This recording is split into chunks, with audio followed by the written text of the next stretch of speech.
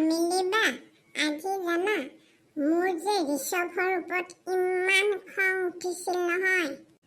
কিয় বাবলু, কিয় ইমান খং উঠিছিল তোমাৰ ঋষভৰ ওপৰত? কিয় খং উঠিছিল জানা মিলিবা?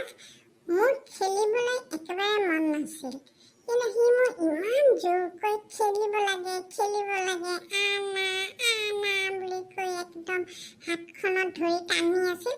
সেইকাৰণে মোৰ তাৰ ওপৰত আজি বিৰাট খং উঠিছিল। তুমিতো তাৰ লগত সি ইমান কৈছে যেতিয়া খেলিব যাব পাৰিলাহেঁতেন, কিয় নগ'লা বাৰু? মোৰ এনেই খেলিবলৈ মন নাছিল মিলিবা, সেইকাৰণে মোৰ তাৰ ওপৰত বিৰাট খং উঠিছিল। চোৱা বাবলু, খং আমি ইমান কৰিব নালাগে। খংটো আমি দমন কৰিব লাগে। আমাৰ খংবোৰে আমাক বহুত অপকাৰো কৰে, বুজিছা? সেইকাৰণে আমি কেতিয়াবা কি কৰিব লাগে, খংবিলাক কেনেকৈ দমন কৰিব লাগে সেইটো কথা আমি জানিব লাগে। আৰু খংটো যিমানেই দমন কৰিবা সিমানেই তোমাৰ কাৰণে ভাল। কিন্তু খংটো কেনেকেনো মই দমন কৰিম? মইতো নাজানো, মোক শিকাই দিবাচোন মিলিবা।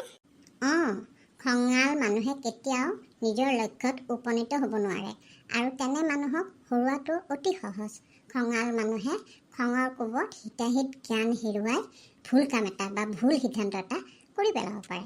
সাধাৰণতে অতি খঙাল মানুহৰ ওচৰত কোনো মানুহ থাকিব নিবিচাৰে। সেয়ে প্ৰতিটো পৰিস্থিতিত মানুহে নিজকে শান্ত কৰি ৰাখিবলৈ চেষ্টা কৰিব লাগে। শান্ত অৱস্থাতহে আমি আমাৰ সঠিক সিদ্ধান্ত এটা ল'ব পাৰোঁ, বুজিলা? শান্ত কেনেকে হ'ম? যেতিয়া বিৰাট খং উঠি থাকে তেতিয়াতো শান্ত হ'ব নোৱাৰি, নহয়নে?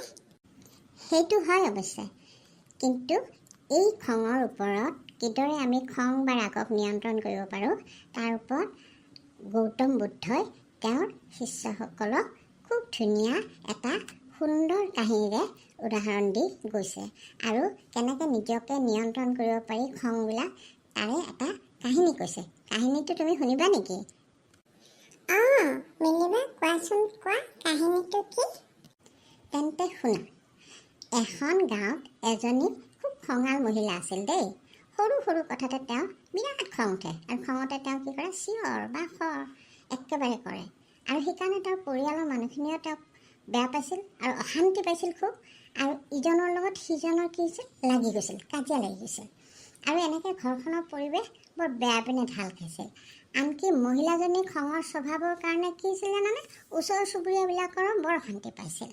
পাছত যেতিয়া মহিলাজনী শান্ত হৈছিল তেতিয়া তেওঁ নিজৰে বৰ লাজো লাগিছিল। তেওঁ নিজৰ খংটো কেতিয়াও দমন কৰিব নোৱাৰিছিল। ফলত তেওঁ কি হৈছিল জানানে, মানসিক অশান্তিত ভুগিছিল। তাৰপিছত মিলিবা? তাৰপিছত এদিন সেই মহিলাজনীৰ ঘৰলৈ এজন সাধু বাবা আহি উপস্থিত হ'ল। তেতিয়া মহিলাজনীয়ে সাধু বাবাজনৰ ওচৰত তেওঁৰ সমস্ত খঙাল স্বভাৱৰ কথা, তেওঁ যে খঙতে কি কি কাণ্ড কৰে এইবিলাক লাজ নকৰাকৈ কৈ গ'ল। আৰু তেওঁ কিদৰে নিজৰ খংটো দমন কৰিব পাৰিব তাৰ বাবে তেওঁ সাধু বাবাজনৰ ওচৰত কিবা উপায় বিচাৰিলে।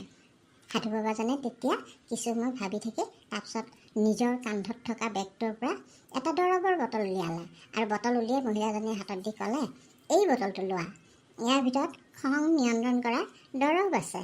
যেতিয়াই তোমাৰ খুব খং উঠে আৰু মানুহক গালি পাৰিবলৈ মন যায় তেতিয়া এই বটলটোৰ পৰা কেইফুটমান দৰৱ তোমাৰ জিভাত লগাই দি 10 মিনিটমান তুমি মুখখন বন্ধ কৰি ৰাখিবা দেই।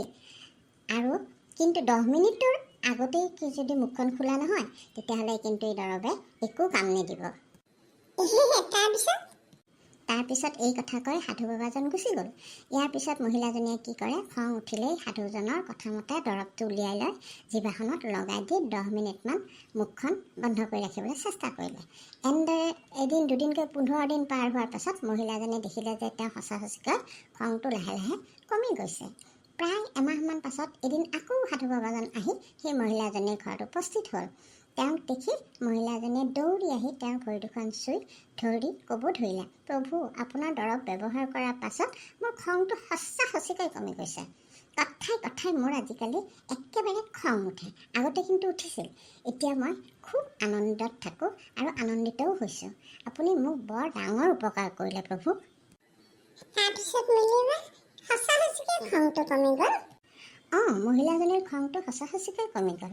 তেওঁ মহিলাজনীৰ কথা শুনি সাধুজনে তেতিয়া মিচিকিয়া হাঁহি মাৰি ক'লে, যে আইজনী আচলতে সেই বটলটোত কোনো দৰৱ নাছিল, কেৱল পানীহে আছিল। তুমি তোমাৰ খং নিয়ন্ত্ৰণ সেই পানীৰ বাবে পোৱা নাই, কেৱল চুপ থকাৰ বাবেহে পাইছা।